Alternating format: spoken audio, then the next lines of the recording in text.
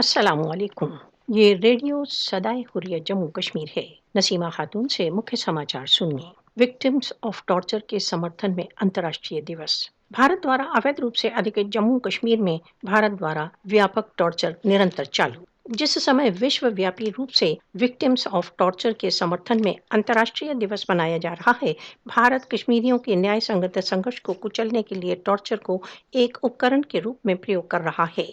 भारत कश्मीरियों द्वारा अपने स्वयं निर्णय के अधिकारों को प्राप्त करने के लिए किए जा रहे न्याय संगत संघर्ष को दबाने के लिए बहुत व्यवस्थित रूप से टॉर्चर का प्रयोग कर रहा है। भारत जम्मू कश्मीर में अपने अवैध अधिकरण को बढ़ाते रहने के लिए शारीरिक, मानसिक तथा मनोवैज्ञानिक टॉर्चर को बड़े पैमाने पर प्रयोग कर रहा है।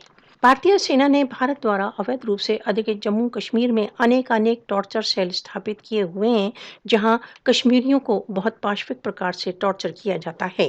सहस्त्रों कश्मीरी भारतीय सेना द्वारा चलाए जा रहे कुख्यात टॉर्चर सेलों में अपने जानों की बाजी हार चुके हैं। सन 2000 से भारत द्वारा अवैध रूप से अधिकृत जम्मू कश्मीर में 90,000 से अधिक कश्मीरियों को टॉर्चर किया जा चुका है।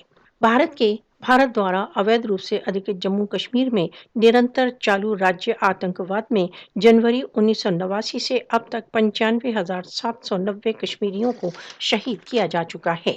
भारत द्वारा अवैध रूप से अधिकृत जम्मू कश्मीर की जनता को भयभीत करने के लिए भारत टॉर्चर को एक पॉलिसी के रूप में अपनाए हुए है। भारत द्वारा अवैध रूप से अधिकृत जम्मू कश्मीर में इलेक्ट्रोक्यूशन, मारपीट, यौन अपमान सहित विभिन्न टॉर्चर टेक्निकों को अपनाए हुए है। भारत द्वारा अवैध रूप से अधिकृत जम्मू कश्मीर में भारतीय बलों द्वारा किए जा रहे टॉर्चर भीषण मानव अधिकार उल्लंघनों में से एक है।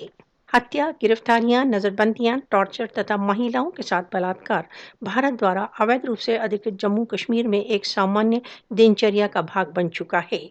विश्व मानव अधिकार संगठनों ने भारत द्वारा अवैध रूप से अधिकृत जम्मू कश्मीर में मानवाधिकार उल्लंघनों की विस्तृत तथा स्वतंत्र पड़ताल की अपील की है।